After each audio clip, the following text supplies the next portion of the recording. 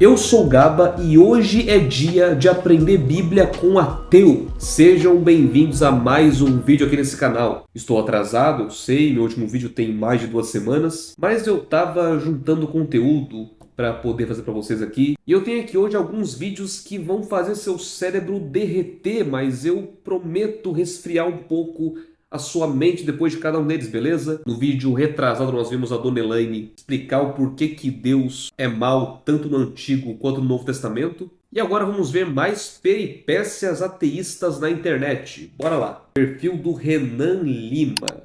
Cabelo bonito, hein? Cabelo muito bonito.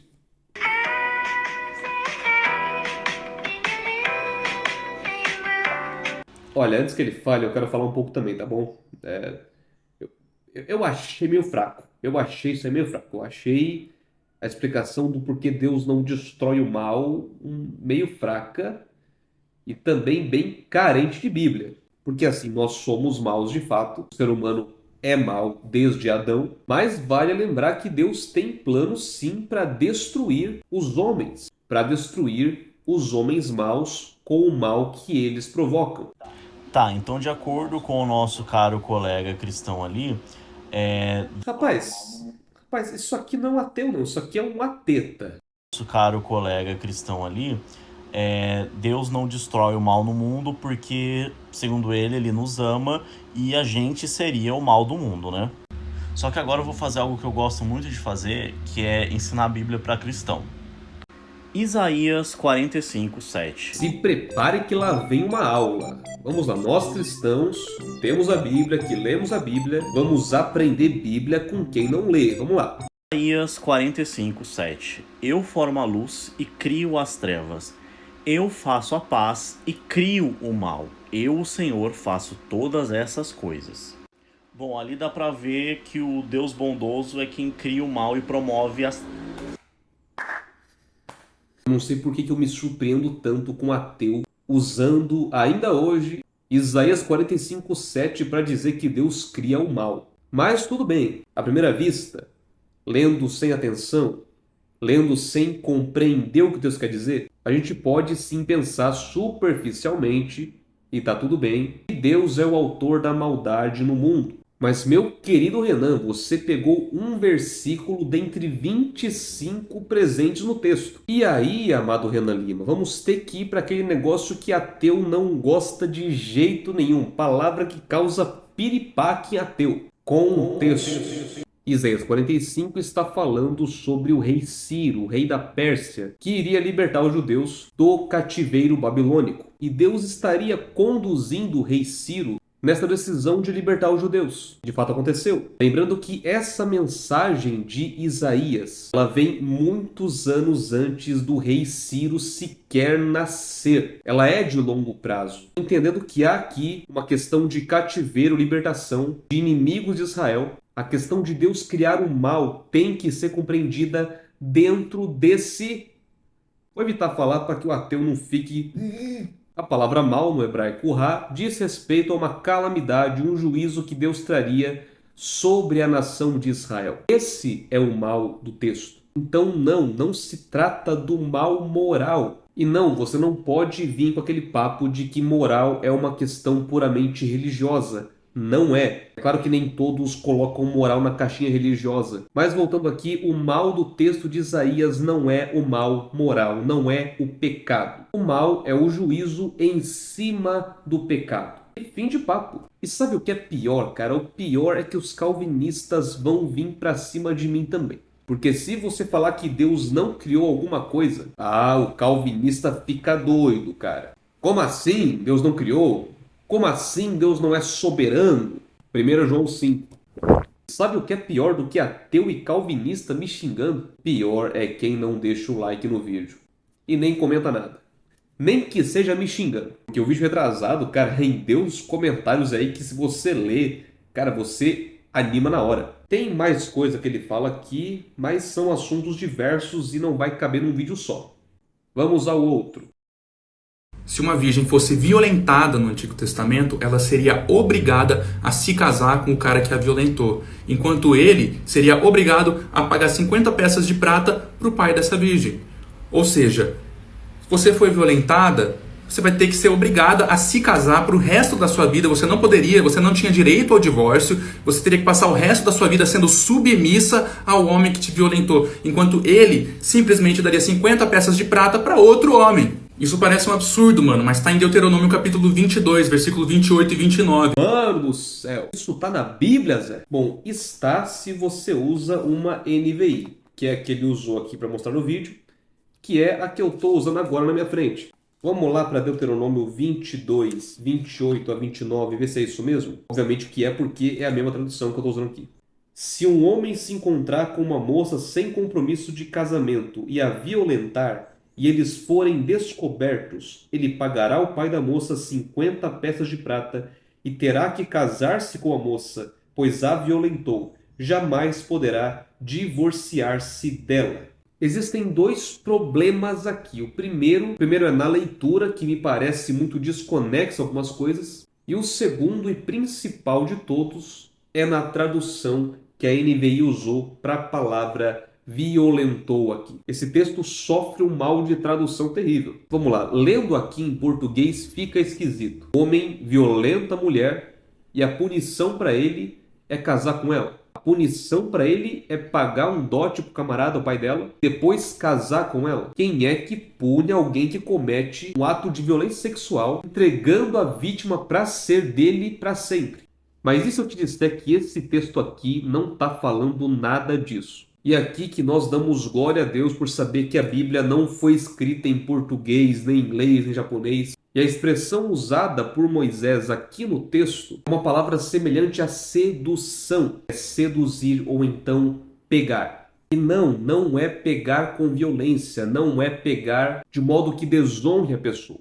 Se o texto original falasse de fato de uma desonra à dignidade da mulher, o termo utilizado seria aná, que é um termo presente ali em 2 Samuel 13, quando Aminon violenta sua irmã Tamar. Então, mano, não, o texto não está falando que uma mulher que foi abusada deve se casar com o abusador. Esse texto fala de violência sexual, mas não fala nesse versículo. Fala lá no 25. Se, contudo, um homem encontrar no campo uma jovem prometida em casamento e a forçar, somente o homem morrerá. Não façam nada à moça, pois ela não cometeu pecado algum que mereça a morte.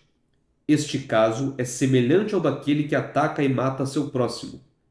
Pois o homem encontrou a moça virgem no campo, e ainda que a jovem prometida em casamento gritasse, ninguém poderia socorrê-la. Então veja, não é um caso urbano, é um caso que acontece longe da vista de todos. Aqui sim fala de um ato de violência. E aí vem a punição, a mesma punição que recebe quem mata o seu próximo. Então olha só quão machista é a Bíblia. Ela manda punir esses horrores. Que absurdo, não?